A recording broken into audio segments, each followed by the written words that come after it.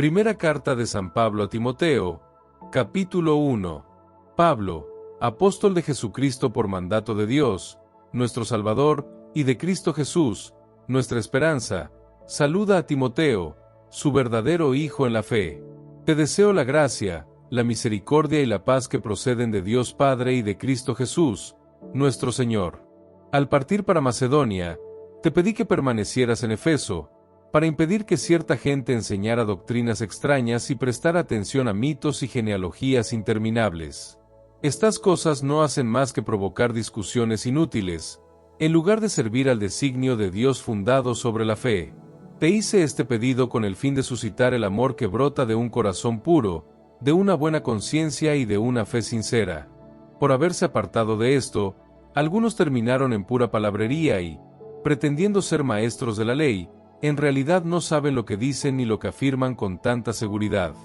Ya sabemos que la ley es buena, si se la usa debidamente, es decir, si se tiene en cuenta que no fue establecida para los justos, sino para los malvados y los rebeldes, para los impíos y pecadores, los sacrílegos y profanadores, los parricidas y matricidas, los asesinos, los impúdicos y pervertidos, los traficantes de seres humanos, los tramposos y los perjuros.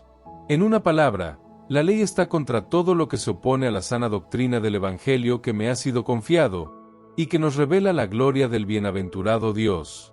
Doy gracias a nuestro Señor Jesucristo, porque me ha fortalecido y me ha considerado digno de confianza, llamándome a su servicio a pesar de mis blasfemias, persecuciones e insolencias anteriores.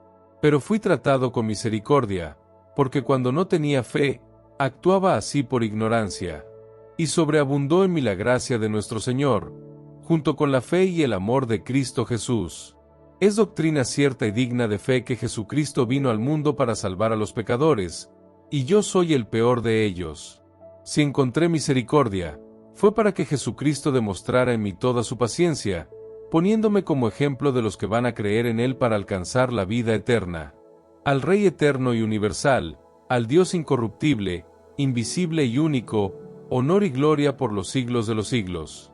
Amén. Hijo mío, te hago esta recomendación, conforme a lo que se dijo de ti por inspiración de Dios, a fin de que luches valientemente, conservando la fe y la buena conciencia. Por no haber tenido una buena conciencia, algunos fracasaron en la fe, entre otros, Himeneo y Alejandro, a quienes entregué a Satanás para que aprendieran a no blasfemar.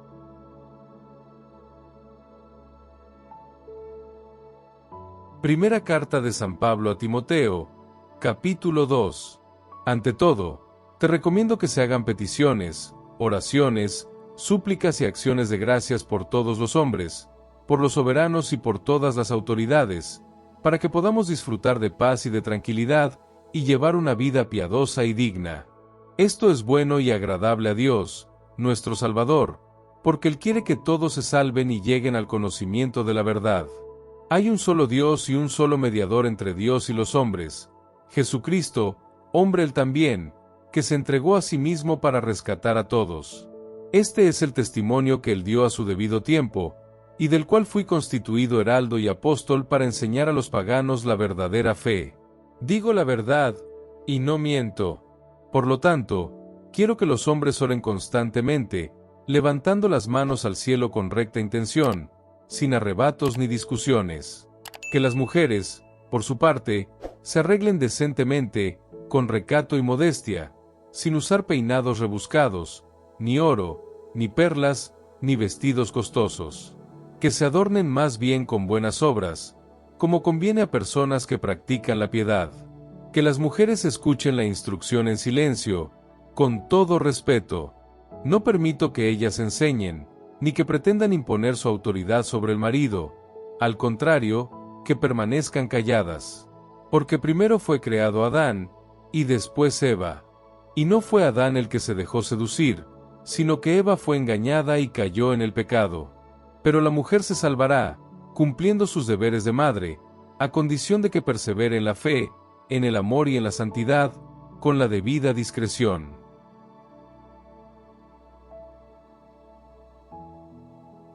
Primera carta de San Pablo a Timoteo, capítulo 3. Es muy cierta esta afirmación: el que aspira a presidir la comunidad, desea ejercer una noble función. Por eso, el que preside debe ser un hombre irreprochable, que se haya casado una sola vez, sobrio, equilibrado, ordenado, hospitalario y apto para la enseñanza. Que no sea afecto a la bebida ni pendenciero, sino indulgente, enemigo de las querellas y desinteresado. Que sepa gobernar su propia casa y mantener a sus hijos en la obediencia con toda dignidad. Porque si no sabe gobernar su propia casa, ¿cómo podrá cuidar la iglesia de Dios? Y no debe ser un hombre recientemente convertido, para que el orgullo no le haga perder la cabeza y no incurra en la misma condenación que el demonio. También es necesario que goce de buena fama entre los no creyentes, para no exponerse a la maledicencia y a las redes del demonio. De la misma manera, los diáconos deben ser hombres respetables, de una sola palabra, moderados en el uso del vino y enemigos de ganancias deshonestas. Que conserven el misterio de la fe con una conciencia pura. Primero se los pondrá a prueba, y luego, si no hay nada que reprocharles, se los admitirá al diaconado. Que las mujeres sean igualmente dignas, discretas para hablar de los demás, sobrias y fieles en todo. Los diáconos deberán ser hombres casados una sola vez, que gobiernen bien a sus hijos y su propia casa.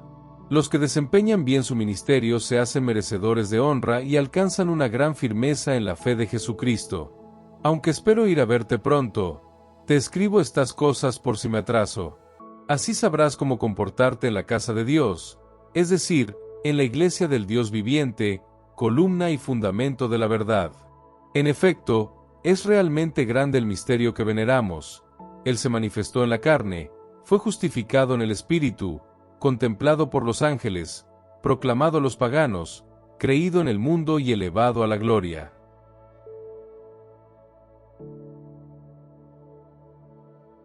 Primera carta de San Pablo a Timoteo, capítulo 4. El Espíritu afirma claramente que en los últimos tiempos habrá algunos que renegarán de su fe, para entregarse a espíritus seductores y doctrinas demoníacas, seducidos por gente mentirosa e hipócrita, cuya conciencia está marcada a fuego. Esa gente proscribe el matrimonio y prohíbe el consumo de determinados alimentos que Dios creó para que los creyentes y los conocedores de la verdad los comieran dando gracias.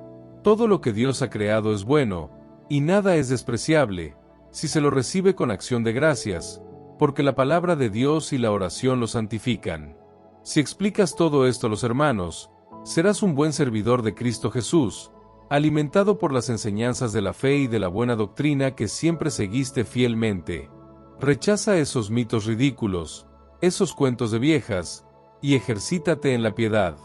Los ejercicios físicos son de poca utilidad, la piedad, en cambio, es útil para todo, porque encierra una promesa de vida para el presente y para el futuro. Esta es doctrina cierta y absolutamente digna de fe. Nosotros nos fatigamos y luchamos porque hemos puesto nuestra esperanza en el Dios viviente, que es el Salvador de todos los hombres, especialmente de los que creen. Predica esto y enséñalo. Que nadie menosprecie tu juventud. Por el contrario, trata de ser un modelo para los que creen, en la conversación, en la conducta, en el amor, en la fe, en la pureza de vida. Hasta que yo llegue, dedícate a la proclamación de las Escrituras, a la exhortación y a la enseñanza. No malogres el don espiritual que hay en ti y que te fue conferido mediante una intervención profética, por la imposición de las manos del presbiterio. Reflexiona sobre estas cosas y dedícate enteramente a ellas, para que todos vean tus progresos. Vigila tu conducta y tu doctrina, y persevera en esta actitud. Si obras así, te salvarás a ti mismo y salvarás a los que te escuchen.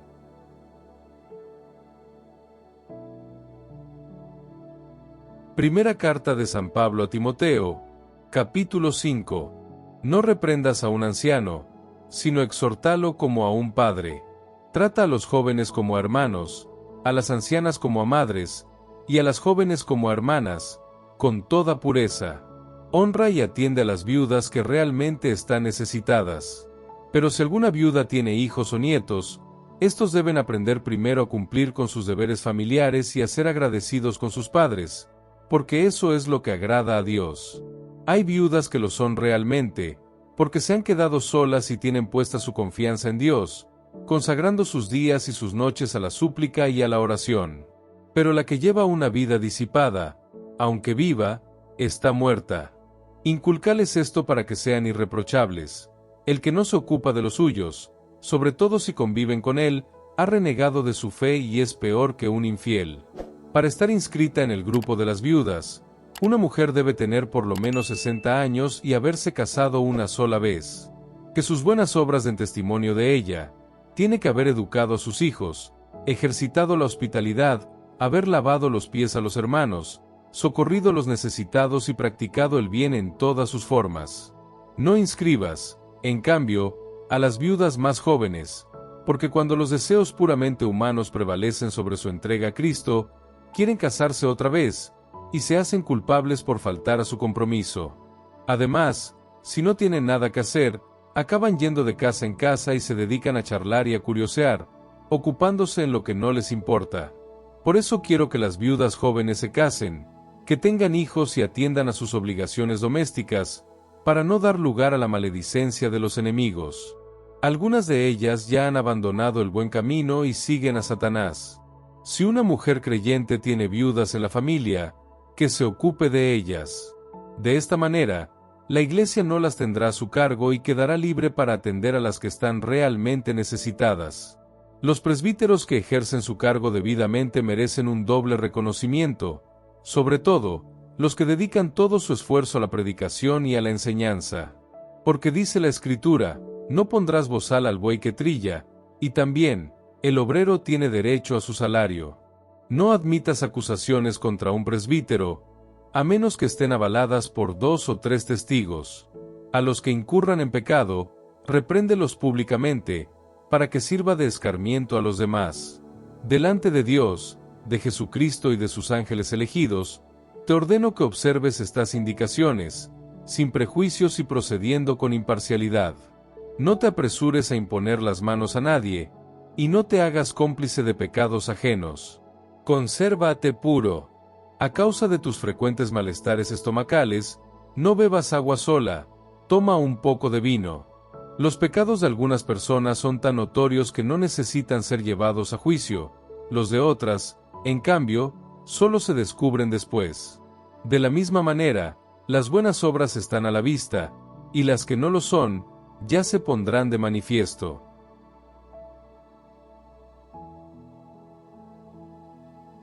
Primera carta de San Pablo a Timoteo, capítulo 6. Que los esclavos consideren a sus dueños dignos de todo respeto, para que el nombre de Dios y su doctrina no sean objeto de blasfemia. Y si sus dueños son creyentes, que no los respeten menos por el hecho de ser hermanos. Al contrario, que pongan mayor empeño en servirlos, porque así benefician a hermanos queridos en la fe. Enseña todo esto, e insiste en ello. Si alguien enseña otra cosa y no se atiene a los preceptos saludables de nuestro Señor Jesucristo, ni a la doctrina que es conforme a la piedad, es un ignorante y un orgulloso, ávido de discusiones y de vanas polémicas. De allí nacen la envidia, la discordia, los insultos, las sospechas malignas y los conflictos interminables, propios de hombres mentalmente corrompidos y apartados de la verdad, que pretenden hacer de la piedad una fuente de ganancias. Sí, es verdad que la piedad reporta grandes ganancias, pero solamente si va unida al desinterés. Porque nada trajimos cuando vinimos al mundo, y al irnos, nada podremos llevar. Contentémonos con el alimento y el abrigo. Los que desean ser ricos se exponen a la tentación, caen en la trampa de innumerables ambiciones, y cometen desatinos funestos que los precipitan a la ruina y a la perdición. Porque la avaricia es la raíz de todos los males, y al dejarse llevar por ella, algunos perdieron la fe y se ocasionaron innumerables sufrimientos. En lo que a ti concierne, hombre de Dios, huye de todo esto. Practica la justicia, la piedad, la fe, el amor, la constancia, la bondad.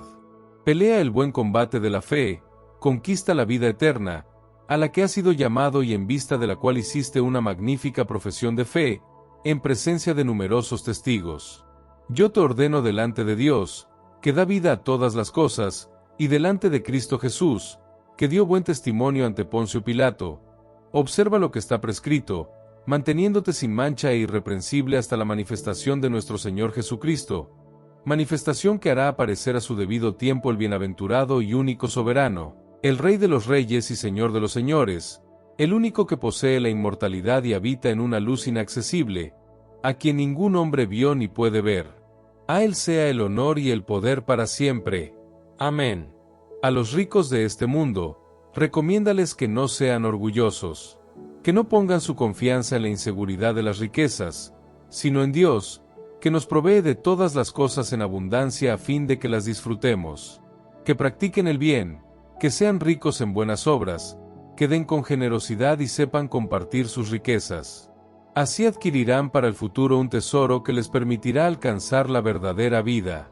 Querido Timoteo, conserva el bien que te ha sido confiado. Evita la impiedad de una vana palabrería y las objeciones de una pretendida ciencia, ya que por haberla profesado, algunos se han apartado de la fe. Que la gracia de Dios esté con ustedes.